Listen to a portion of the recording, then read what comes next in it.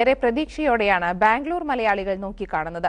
ഓരോ വർഷവും റെയിൽവേക്ക് മുമ്പിൽ സമർപ്പിക്കുന്ന മലയാളികളുടെ ആവശ്യങ്ങൾ നിരസിക്കുമ്പോൾ ലാഭം കൊയ്യുന്നത് സ്വകാര്യ ബസ് ഉടമകളാണെന്നാണ് ഇവരുടെ പരാതി.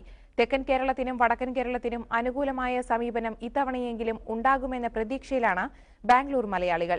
മനോരമ ന്യൂസ് എന്റെ വാർത്തയ്ക്ക് വേണ്ടി ബാംഗ്ലൂരിൽ നിന്നും സുനിൽ സി തോമസ് തയ്യാറാക്കിയ റിപ്പോർട്ടിലേക്ക്. വർഷാവർഷം ബാംഗ്ലൂർ മലയാളികൾ റെയിൽവേയോട് ആവശ്യപ്പെടുന്ന സൗകര്യങ്ങൾക്കും സേവനങ്ങൾക്കും വർഷങ്ങളുടെ പഴക്കമുണ്ട്.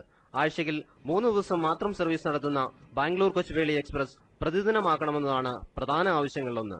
കൂടാതെ വ്യാഴാഴ്ച ബാംഗ്ലൂരിൽ നിന്നും പുറപ്പെടുന്ന ബാംഗ്ലൂർ തിരുവനന്തപുരം എക്സ്പ്രസ് ആഴ്ചയിൽ 3 ദിവസമാക്കണമെന്നതാണ് മറ്റൊരാവശ്യം. അതേസമയം ഇതിലേറെ പരിഭവങ്ങളാണ് മലബാർ മേഖലയിലേക്കുള്ള യാത്രക്കാർക്ക് റെയിൽവേയോട് പറയാനുള്ളത്. നിലവിൽ മലബാർ മേഖലയിലെ യാത്രക്കാർക്ക് ഗുണം ചെയ്യുന്നത് യശ്വന്ത്പൂരിൽ നിന്നും പുറപ്പെടുന്ന യശ്വന്ത്പൂർ പാലക്കാട് കണ്ണൂർ ട്രെയിനാണ്. ഇതിനോടൊപ്പം മറ്റൊരു ട്രെയിൻ കൂടി അനുവദിക്കണമെന്ന ആവശ്യത്തിനൊപ്പമാണ് മൈസൂർ തലശ്ശേരി പാത യാഥാർത്ഥ്യമാക്കണമെന്ന അപേക്ഷയും റെയിൽവേക്ക് മുന്നിൽ സമർപ്പിക്കുന്നത്.